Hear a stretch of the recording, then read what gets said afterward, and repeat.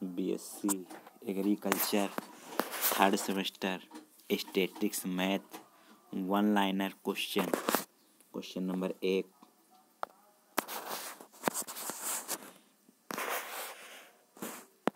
Question number 1, student T की खोज किसने की थी?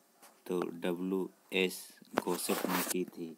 स्टूडेंट टी की खोज WS टी खोज की थी। प्रायिकता की सीमा कितनी होती है?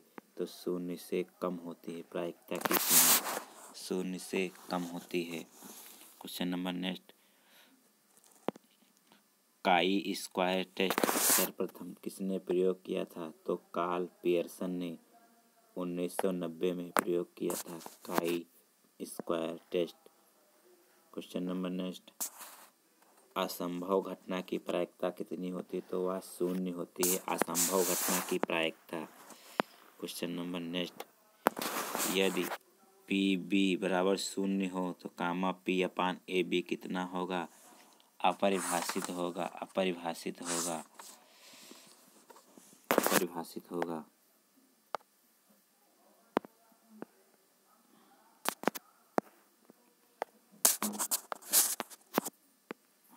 Question number next, chi square test का सूत्र है x² बराबर n/σI बराबर I Q1 minus E1 bracket बंद का square upon E²।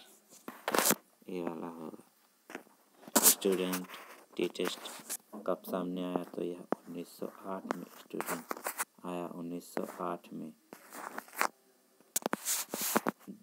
Question number next, WS गोसेट ने टी टेस्ट में कौन सी पुस्तक में प्रकाशित किया? तो यह बायोमेट्रिक 1908 में। कोई स्क्वायर टेस्ट के लिए न्यूनतम प्रदर्श आकार कितना होना चाहिए? 50 होना चाहिए। क्षेत्र परीक्षण में सामान्य रूप से प्रयोग किए जाने वाला डिजाइन है यादृच्छिक block design. Question number next, probability शब्द किसने दिया था? तो यह प्रोबेबिलिटी ने दिया था। क्वेश्चन नंबर नेक्स्ट, एटस काई स्क्वायर टेस्ट किस नाम से जाना जाता है? तो यह एटस करेक्शन के नाम से जाना जाता है। एटस करेक्शन। ककुदता की माप है बीटा और गामा स्क्वायर।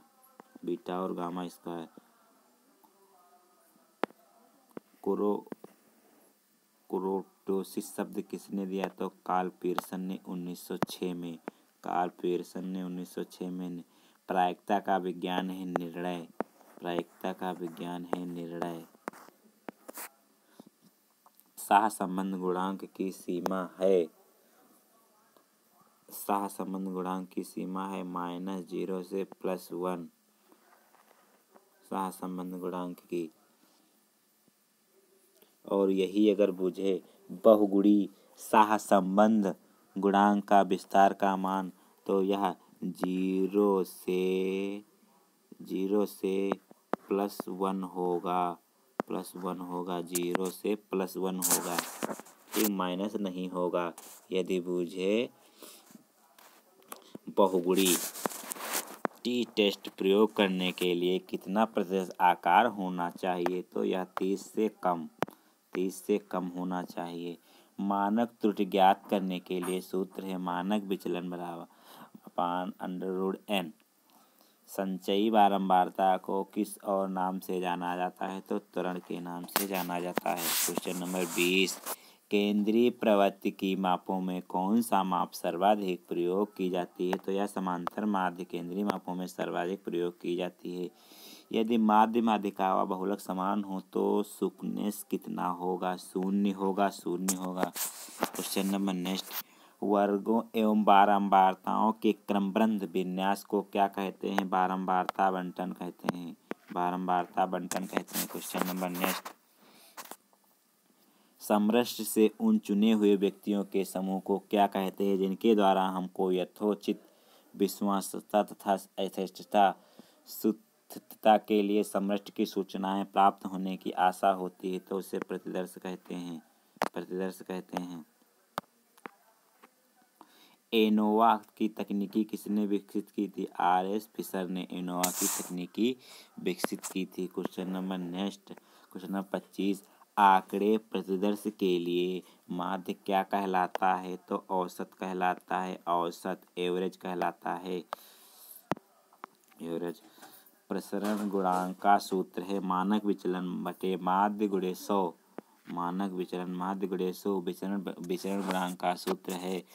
सामान्यीकरण माध्य क्या कहलाता है? पावर माध्य या होल्डर माध्य सामान्यीकरण कहलाता है। क्वेश्चन नंबर नेक्स्ट, समासरण शब्द किसने दिया? तो यह फ्रांसिस गाल्टन ने समासरण शब्द दिया।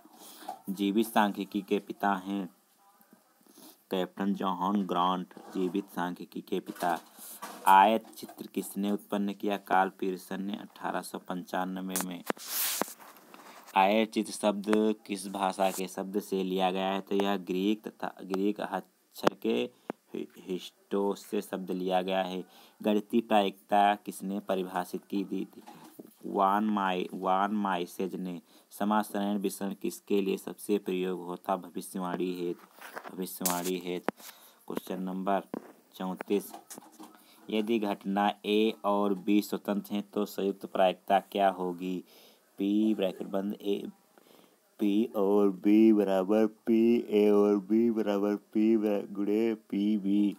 प्रसरण के विश्लेषण के किस टेस्ट का प्रमुख भूमिका है? तो एफ टेस्ट की। कई स्क्वायर टेस्ट की सीमा कितनी होती है? 0 से अनंत होती है। मानक विचलन शब्द सर्वप्रथम किसने दिया? तो कार्ल पीयरसन ने मानक विचलन शब्द दिया। कार्ल पीयरसन ने। शून्य परिकल्पना शब्द किसने दिया? तो रोनाल्ड फिशर ने। शून्य परिकल्पना रोनाल्ड फिशर ने। एकांतर परिकल्पना। क्वेश्चन नंबर 39, एकांतर परिकल्पना क्या कहलाती है? अनुसंधान परिकल्पना। क्वेश्चन नंबर 40, एकांतर परिकल्पना को परीक्षण में सर्वप्रथम किसने प्रयोग किया? तो जी नेमैन और एगोन पियर्सन ने एकांतर की परिकल्पना की। सांख्यिकी निष्कर्ष का सिद्धांत किसने विकसित किया था? चार्ल्स एवं पियर्स ने। सांख्यिकी निष्कर्ष का सिद्धांत चार्ल्स एवं पियर्स ने। क्वेश्चन नंबर नेक्स्ट 42, कुल योग को पूर्ण संख्या की मात्रा से भाग देने को क्या कहते हैं? समांतर माध्य कहते हैं। तो समासरण गुणांक की सीमा है -इनफाइनाइट से +इनफाइनाइट। प्रासामान्य वितरण नाम किसने दिया? कार्ल पियर्स, गाल्टन व लेक्सिन ने 1875 में। क्वेश्चन नंबर नेक्स्ट 45, प्रासामान्य वितरण क्या कहलाता है? त्रुटि का नियमन एवं गॉसियन। प्लीज चैनल को लाइक एंड सब्सक्राइब करना ना